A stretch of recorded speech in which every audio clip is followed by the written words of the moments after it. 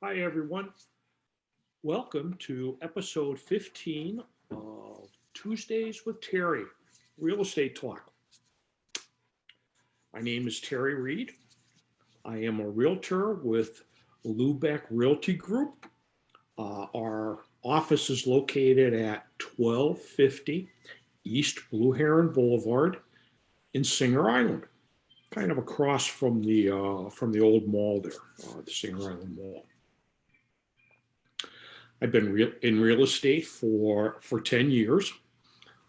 I've done residential, I've done commercial, I've done rentals, I've done condos, townhouses, houses, apartment buildings. Pretty much now I concentrate on uh, single family housing, condos, and townhouses. So every Tuesday, we have an episode, and sometimes we have specific topics that we discuss. Sometimes we have guests. Tonight, we're going to answer some questions that we've received since the last episode, and also since we announced that we were going to do a Q&A tonight.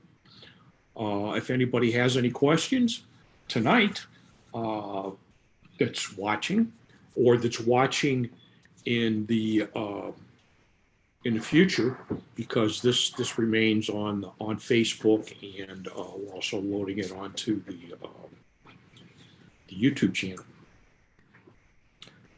Just send an email, a text.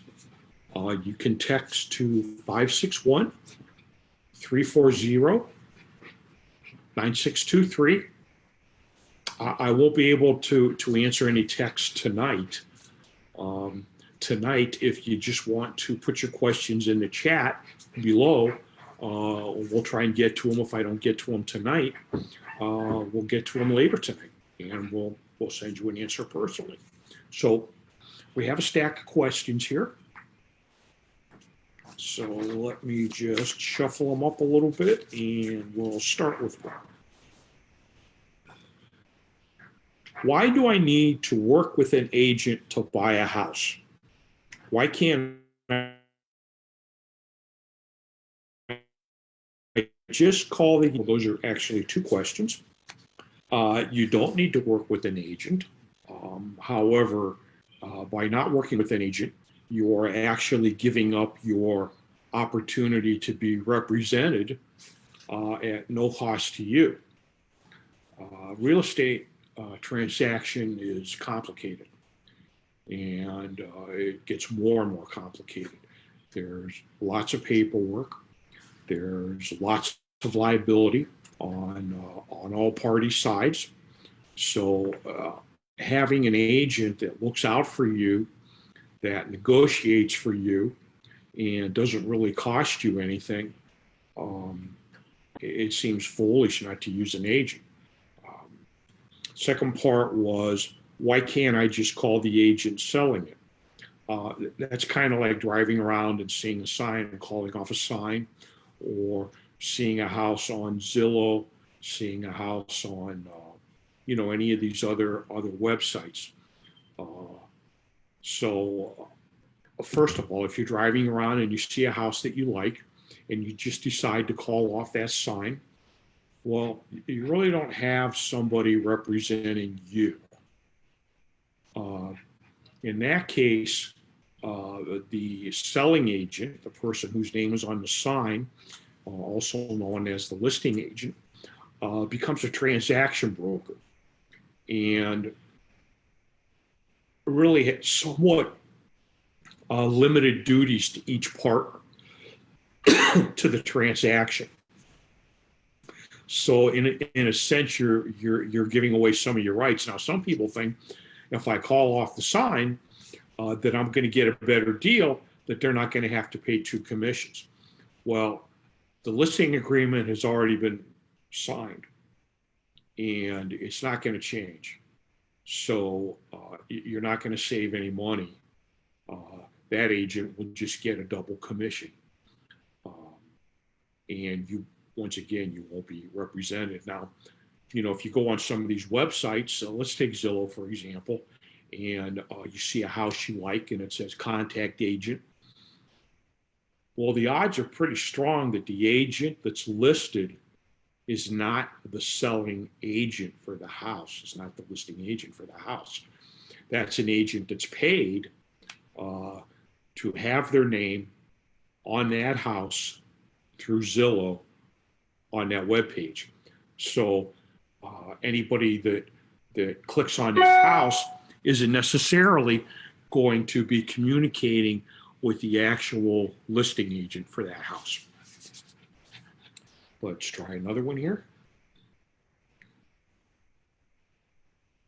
I think buying a for sale by owner will save me money because there are no agents involved. Well, the key thing there is there are no agents involved. And what kind of contract are you going to use? There are different contracts for different circumstances. There are disclosures that if you're working with a real estate agent as a buyer, that they're going to request a seller's disclosure from the seller. Most of the time, when you're dealing with a for sale by owner, you're not really protected from any of the liabilities that could occur. You don't really have anybody looking out for your best interest. Now, people will say, "Oh, I've bought and sold 10 houses. I know what I'm doing." That's okay. That could be true. But one of the other things that I found with for sale by owners is that they're not always priced correctly. And my dog here. They're not always priced correctly, and they don't really have the marketing. So they're not necessarily seeing a lot of potential buyers. So they might not really know what the actual market value of the property is. And that goes both ways. If you're doing a for sale by owner, it's same thing. Oh, I've sold 5 or 10 houses already. You might not be aware of all the latest forms, all the latest contracts, all the liabilities that may be concerned. Working with a real estate agent and through a broker, they have errors and omissions insurance. You're somewhat protected if anybody makes a mistake. Transaction goes a lot smoother with realtors involved because they, if it's a for sale by owner, the seller doesn't have representation, the buyer doesn't have representation. Then you have to go out, you have to find a title company. There's a lot of things to consider that, especially as a buyer, that you're getting representation for free. And as a seller, who are you letting into your house? Are they pre-qualified or are they just kind of lookers? So there's a lot of things to consider. So let's try another one here. Well, we just kind of answered that one. What is market value? Well, market value essentially is what the market will pay for a house. So you might look up and on one of these real estate sites online, and it says, "Hey, my house is worth $525,000." Well, how did they come up with that price? It's probably computer generated, some sort of algorithm based on variables. It's not somebody that's actually sitting down and looking at comps and comparing them. So that's not really market value. You may look up on one of these websites and see that your house is worth $500,000. So you think your house is in pretty good shape. So you want to list it for $525,000. However, in looking at the previous sales on that street, in that development, in that neighborhood, uh, similar houses with square footage, with floor plans, uh, it might show that your house is really only worth 475,000 based on the market value. So the market value is what people out there are willing to pay today for your house. Um, we see houses when we're looking through MLS. I was looking through MLS last night for a client, and in a specific area, and I saw houses that have been on there for 168 days, one for 325 days. And in this market, where houses, if they're priced correctly, are selling in 3, 4 days, sometimes in one day. Well, that seller overshot the market. They don't quite have the market value down, and maybe it's because they didn't pay attention to the comps. They just looked up what the value of the property says on some computer site, and that's what they went by. So market value can change. Market value can change daily. Um, you can go to the property appraisers page, pop it, and you can look down on an address. You can look at your house, and it'll say market value. That's not the actual market value of the house in today's real estate market. Once again, that's modeling that's done, and in some instances, it's a very educated guess. But until you get people coming through the house, putting offers on the house, you don't really know what the actual market value of the house is. And once you start getting offers, then you'll find out what the market value in today's market is of the house that's for sale. I get so confused.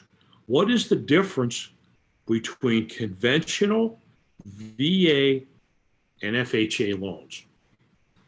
Okay, well, a conventional loan is just a typical mortgage that you get from a lender, from a bank, a credit union, a mortgage company. And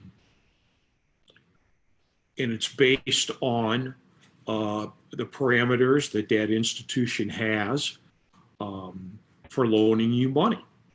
It could be that they require 20% down, 10% down, 5% down, 3% down, no money down. A lot of variables go into that loan. Your credit worthiness, your ability to pay are two things, and what the house is selling for. Now, the house is still going to have an appraisal, so that's the same with all loans, VA, FHA, or conventional. So if the house doesn't appraise, then there are other scenarios. VA, a lot of people feel VA guaranteed loan is the best loan on the market. No money down. They're really looking to put you in a house. Now, they have to have an appraisal too. They have an appraisal / inspection, and they'll come in, and there'll be certain things that the seller may have to fix before they'll allow the contract to go through, and the buyer is not allowed to pay for any of that. So it's a great loan for the buyer, the veteran, and it's also not a bad loan for the seller. There's a little bit of paperwork involved. You might have to make some repairs. Some of them are minor, but most of them are the same repairs you would make with an FHA guaranteed loan. So let's talk about an FHA guaranteed loan.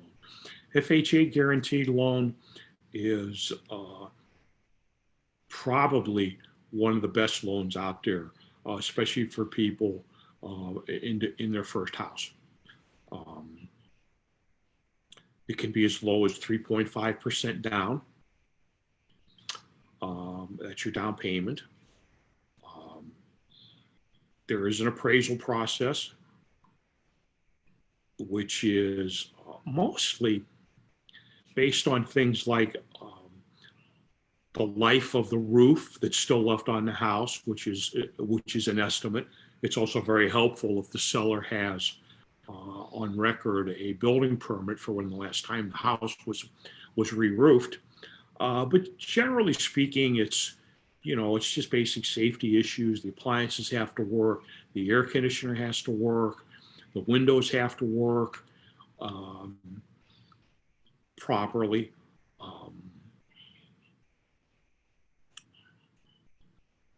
Also, each each loan, a conventional, um, a VA, and an FHA loan, um, will all have things that come up that have to be worked through, and that's very common with every house sale, with every property sale, with every transaction, and that's one of the reasons why it's good to have a real estate agent on each side, uh, and a good title company that can help work through the issues that always come up.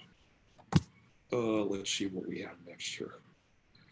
I'm selling my house. How do I choose the best offer? Is cash always best? Well, the best offer is the offer that has the highest chance of closing. For instance, let's use round number, $200,000. Your house is on the market for $200,000. You've received 5 offers. One of the offers, and all of them have been right around $200,000, and you got an offer for $230,000. Sounds like that would be the offer to take. But the odds are that that house isn't going to appraise at $230,000. So you accept this offer. They have the inspection. The inspection goes okay. A few issues that have to be worked out, repaired. Then they order the appraisal, and the appraisal comes in at $203,000. So you got a big difference there. The buyer's not going to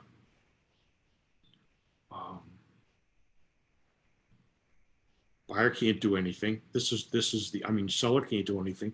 This is the buyer's issue. So you've offered $235,000 for the house. You're under contract, but it didn't appraise. Now, usually in the contract, which is why it's good to have a realtor working with you. There's usually, should be, an appraisal contingency so you can get out of it. But usually the only way that you're going to get the house is if you have the extra money to throw into the deal. Now, if you're the seller and that happens, and the buyer doesn't have the extra money to throw in the deal, then you got to start all over again with another buyer. So maybe one of the offers was $195,000 cash. Is cash always the best offer? No, because really it's all cash to the seller. They're going to get a check either way. I mean, they're not going to get cash handed to them. It's going to be a wire transfer. So would the cash offer have the best chance of closing? It depends. It depends on other issues. Maybe there's an offer for $200,000, but they waived the inspection. They're ready to go. They've looked at the house, and they feel that there's no issue there that they couldn't deal with, and so they have no inspection period. They're ready to go straight to closing. That might be the best offer. So there's lots of variables to consider. Cash is not always king.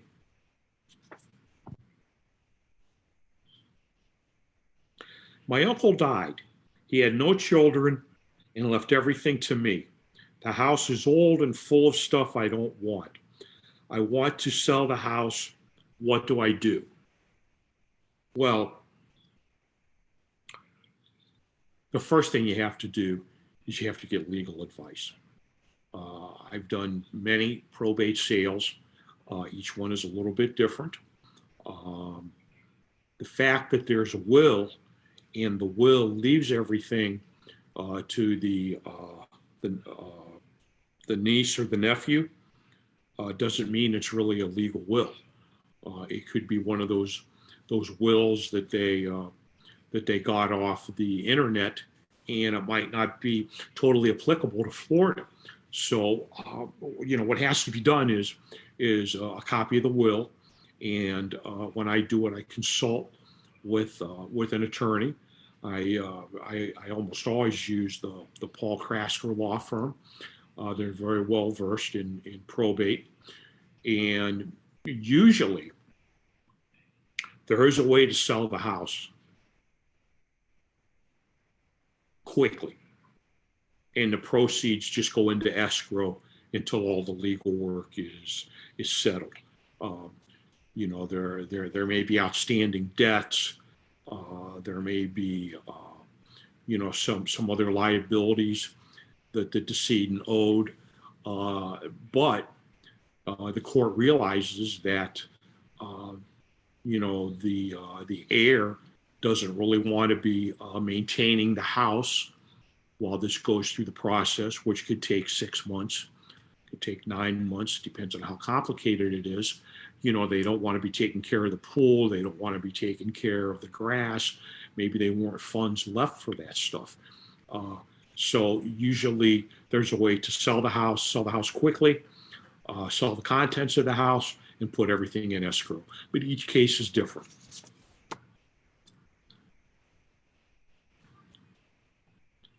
What makes you different from any of the 15,000 other agents out there? Well, good question. Actually, there are more like 40,000 agents out there in Palm Beach County. Um, what makes me different is uh, I am not um, a team. I'm not a group. I'm not a mega agent, which is a popular term now. I call some of these basically general contractors. I'm pretty much a one-person shop now. Um, I only work with so many clients at a time. I give each client my full attention, which is why I don't carry 25 listings at a time. Sometimes if you call the lead agent for one of these big groups or big teams, they're not familiar at all with the properties that they have under contract to sell. They may have a buyer's agent, they may have a listing agent, they have a transaction coordinator, they have an inside salesperson, they have a marketing person. Um, I'm pretty much involved. I don't have a transaction coordinator. I have had a transaction coordinator. I'm pretty much involved in the whole process. I put the sign up, and as I'm putting the sign up, I get an opportunity to talk to people who are driving by or neighbors that see me put the sign up. Uh, I take the pictures because I think I know what I want to convey. Um, I do the video. Sometimes, I have used professionals to do this, but uh, that's that's usually for a larger, more expensive house that has a lot of property, and there are a lot of things that you want to showcase.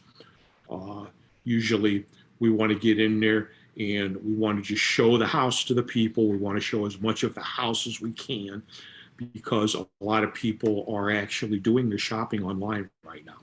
And being a realtor and working with the seller very closely, uh, I get an idea of what we need to emphasize. And the same working with buyers. I get an opportunity to really get to know what you're looking for. Um, and oftentimes things change. Once you go out and you see a few houses, maybe your priorities change. Um, maybe you want an extra bedroom, or maybe you decide you don't need that extra bedroom because that gets to a price point that might be a little more difficult for you to finance. You'd like to have you'd still like to have some disposable cash. So what makes me different is I'm pretty much just like you. The same things that I look for to buy a house or sell a house are the same things you're looking for. And I'm not remote. You can reach me. And I know the properties that I'm selling very well. So if you call me, I'm going to have the answers for you. I just want to look at homes, but I can't get an agent to take me. Well, my guess is that you can't get an agent to take you out looking at homes because you're not pre-qualified. So you have to realize that most people in the real estate business work on commission. The loan person works on commission. The real estate agent works on commission. So the days of, loading somebody up in a car and driving them around to see neighborhoods or, to look at houses, just to get an idea of what's out there, those days are gone. Now technology is such that you can see all that stuff online right now. You can pull up all the information you need online. You want to know, what the crime rate is in the neighborhood. There's an app for that. You want to know what the rating is for the local schools. There's an app for that. So until you're pre-qualified and you can really communicate that you're serious about buying a house, and you go through the process of getting pre-qualified, pre-qualified, pre-approved is actually what I mean to say. With a lender, and some lenders not only do a pre-approval when you see a house you like, they'll also have their underwriter look through the contract, so you know that you're going to get that loan. That's why you're not getting a realtor to work with you, because you haven't gotten that far yet. These are steps that you can do on your own to get ready to purchase that house. Well, here's kind of like a follow-up on that. I know I will qualify for a loan. Why can't I get someone to show me houses? Well, because basically right now you're just a tire kicker. It's like going on to a used car lot, and you're not really serious about buying a house or buying a car. You're just out there kicking tires, and so that salesman, once they realize that, they'll leave you to go work with somebody else because they're on commission. They want to help you find a house, but they also have a mortgage to pay. And they want to know that you're serious, that you got some skin in the game.